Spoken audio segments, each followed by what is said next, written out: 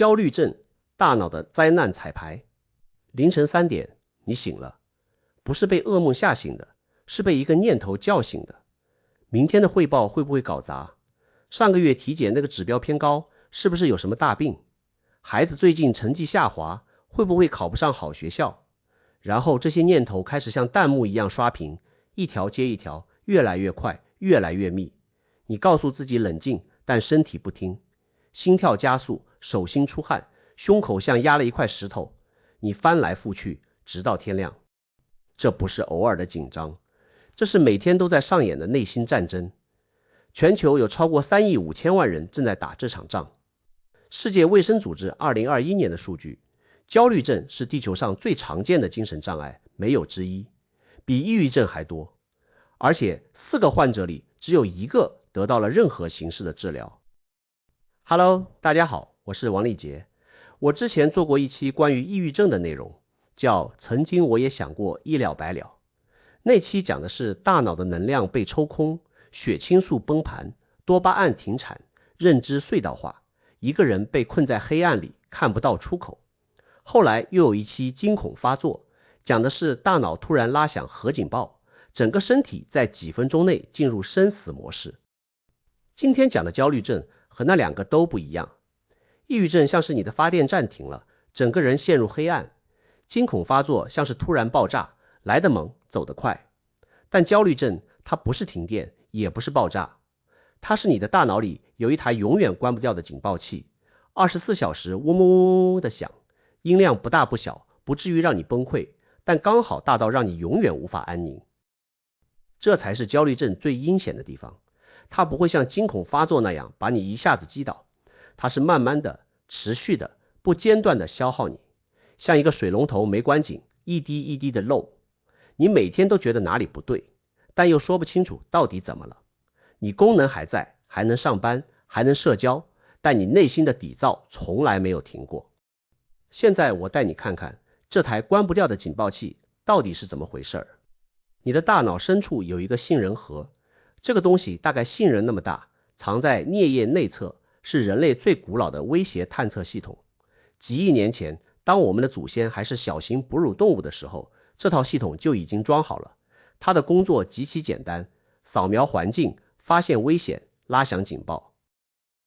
关键是它快到能绕过你的意识。蒙克团队2008年发表在普通精神病学档案上的一项研究发现，哪怕威胁面孔只在眼前一闪，只出现17毫秒，快到你根本来不及看清，焦虑症患者的杏仁核照样被瞬间点亮。17毫秒是什么概念？你眨一次眼需要300到400毫秒，也就是说，一张你还没来得及看清的脸，你的杏仁核已经替你完成了一次威胁评估。而且这项研究还发现了一个更关键的东西，面对这种一闪而过的威胁，焦虑症患者的杏仁核反应比常人强烈得多。正常人的前额叶皮层会在杏仁核响了之后踩刹车，把信号压下去，但焦虑症患者的这个刹车系统明显偏弱，杏仁核在疯狂油门，前额叶在轻轻点刹。你可以把它想象成一辆车，正常的大脑油门和刹车配合得很好，遇到危险加速，脱离危险减速。但焦虑症患者的这辆车，油门踏板被卡住了，而刹车片磨薄了，所以它一直在加速，即使路上什么都没有。2021年肯伍德团队发表在神经精神药理学上的一篇综述，把这个机制讲得更透。他们说，灵长类动物的前额叶在进化中大幅扩张，本来是为了给焦虑反应加一层理性调控，但如果前额叶的特定通路出了问题，不仅不能抑制杏仁核的输出，反而会产生负面偏向，就是说你会更容易注意到威胁信号，更难从焦虑状态中退出来，并且开始回避一切可能引发不适的情境。这就是焦虑症最核心的神经回路。不是你的性格有问题，不是你太敏感，不是你想太多，是你大脑里的油门和刹车之间出现了硬件级的失衡。但故事还没完，光有一个过度活跃的杏仁核还不足以制造焦虑症，真正让焦虑变成慢性病的是另一套系统，你的压力激素轴，医学上叫下丘脑垂体肾上腺轴，你可以理解为身体的紧急动员系统。正常情况下，遇到真正的危险，这套系统启动，释放皮质醇，帮你集中注意力，调动能量，准备战斗或逃跑。危险过去，皮质醇回落，系统复位。但焦虑症患者的压力激素轴不会好好复位。2019年 Fake Star 团队的研究发现，焦虑症状越严重的人，压力测试之后皮质醇的回落曲线越平。什么意思？就是别人的警报响完之后很快关掉了，你的警报响完之后还在那里嗡嗡响，慢慢的磨磨蹭蹭的才肯安静下来。而2014年迪尔曼团队对儿童焦虑症的研究更惊人，他们发现长期焦虑的孩子基础皮质醇水平反而偏低。这看起来矛盾，但其实正好说明了一件事，系统已经被慢性消耗到接近枯竭了。就像一个消防队，如果每天都被假的火警叫出去20次，时间久了，消防员累垮了，真正着火的时候反而出不了警。这就是焦虑症和偶尔紧张的根本区别。偶尔紧张是正常的警报，焦虑症是警报系统本身出了故障，要么响个不停，要么想到最后连想都想不动了。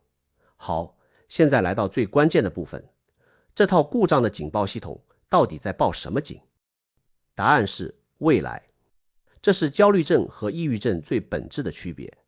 抑郁症的核心是对过去和现在的绝望，已经发生的事情压垮了你，你看不到出路。但焦虑症的核心是对未来的恐惧，还没发生的事情，你的大脑已经开始预演灾难了。现代神经科学有一个非常精彩的框架来解释这件事，叫预测编码。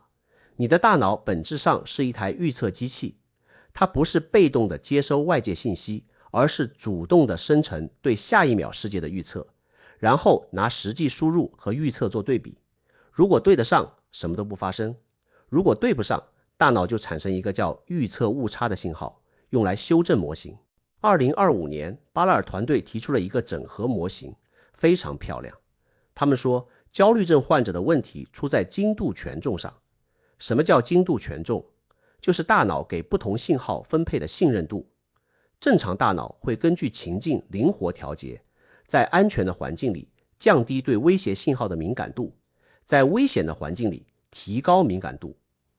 但焦虑症患者的大脑把来自身体内部的不确定信号的权重调得太高了，心跳快了一点，解读为心脏病的前兆；胃有点不舒服，解读为癌症的征兆；呼吸稍微急了一点，解读为即将窒息。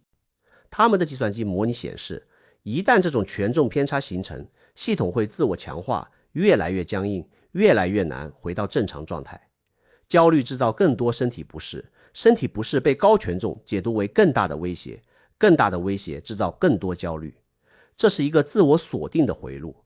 所以你知道了，焦虑症患者不是在杞人忧天，他们的大脑确实在看到天要塌了的证据，只不过这些证据是大脑自己制造的。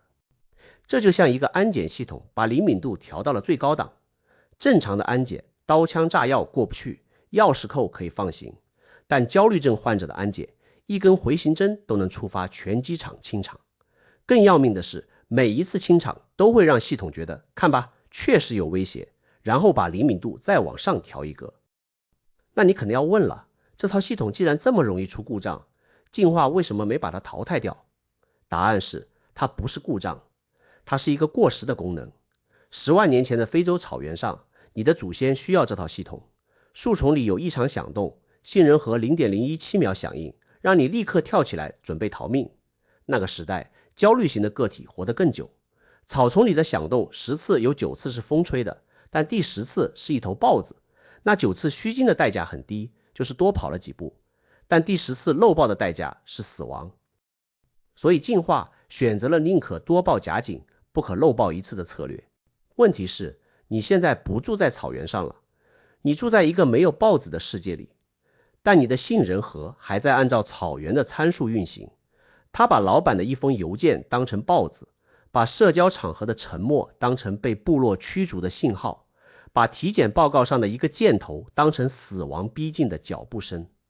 你的硬件是10万年前的，但你的环境是21世纪的。硬件和环境之间的错配就是焦虑症在现代社会大规模爆发的底层原因。讲到这里，我想把视角切回东方。佛学里有一个非常精确的概念叫调举，调举是五盖之一，五盖就是修行路上五种主要障碍：贪欲、嗔恚、昏沉、调举、疑。调举的意思是心的不安定、散乱、躁动。你仔细看调举的定义，会发现它跟现代神经科学描述的焦虑症几乎完全对应。调举不是大风大浪，而是水面上永远有小波纹，永远静不下来。佛陀在2500年前就观察到了这种状态，并且把它和贪、嗔、昏沉并列为同等量级的障碍。这说明什么？说明焦虑不是现代人的发明，它是人类心智结构里的一个内置陷阱。只不过在古代，人们有更多的方式消耗掉多余的警觉能量，体力劳动、日出而作、日落而息、紧密的社群连接。而现代人坐在办公室里，身体几乎不动，大脑全天候运转，社交关系碎片化，所有能帮你泄洪的闸口都被堵上了。那怎么办？我不打算重复上一期抑郁症里讲过的求助建议，今天只补充一个焦虑症特有的知识点，也是我觉得最有实操价值的一个。焦虑的本质是对不确定性的不耐受。这个概念在临床心理学里叫不确定性耐受不良。2022年，泽梅斯坦尼团队对将近700名儿童和青少年的研究发现，不确定性耐受不良是跨越所有焦虑亚型的核心风险因子。不管是广泛性焦虑、社交焦虑、分离焦虑还是恐慌症，底下都有同一个东西在驱动，你受不了，不知道会怎样。反过来说，如果你能提高对不确定性的耐受能力，所有类型的焦虑都会同步下降。这跟佛陀讲的东西惊人的吻合。佛陀说，苦的根源是执取，而执取的核心就是想要控制无法控制的东西。你执取一个确定的未来，但未来从来都不确定，你越想抓住，它越从指缝间流走，你就越焦虑。所以，所有有效的焦虑干预，认知行为疗法也好，正念训练也好，暴露疗法也好，本质上都在做同一件事，训练你和不确定性共处。不是消灭不确定性，因为那不可能，是改变你和它的关系，从我必须知道结果，变成我可以不知道结果，但我依然能好好活。这个转变不是靠想就能完成的，它需要练习，就像肌肉需要训练，你对不确定性的承受力也需要一次一次的在真实场景中去经历、去承受、去发现，不确定并没有杀死我。你知道吗？佛学里管修行的定力叫什么？叫安忍，不是忍耐的忍，是安住在不舒服里而不逃跑。安忍的反面恰好就是调举。你以为你在对抗焦虑，其实你在练习安忍。每一次你选择待在那个不舒服里多停留1秒，而不是立刻去刷手机、查搜索引擎，或者反复向身边的人确认我没事吧，你都在重新校准那台出了故障的安检仪。最后我想说一件事，焦虑症患者最常听到的一句话是你想太多了。这句话是善意的，但它是错的。焦虑症不是想太多，是大脑里的威胁检测回路出了参数错误，精度权重发生了偏移，压力激素轴的复位机制迟钝了。这些都是可以被科学测量的，有神经生物学基础的变化。你不会对一个近视的人说你看仔细一点就好了。近视是眼球的屈光系统出了问题，需要配眼镜或者做手术。同样的道理，焦虑症是大脑的威胁评估系统出了问题，需要专业干预。如果你正在经历持续的影响生活的焦虑，请去看精神科或者心理科。这不是软弱，这是你做的最聪明的一个决定。我之前那期抑郁症里说过一句话，那不是你，那是病。今天我要再说一次，换一个版本。你不是懦弱，你不是矫情，你不是想太多。你的大脑装了一套10万年前的预警系统，现在它在一个没有豹子的世界里疯狂报警。这不是你的错，但你可以学会重新校准它。你觉得焦虑是不是我们这一代人的底色？如果你有过和焦虑共处的经验，不管是好的还是坏的，评论区告诉我。我是王立杰，我们下期见。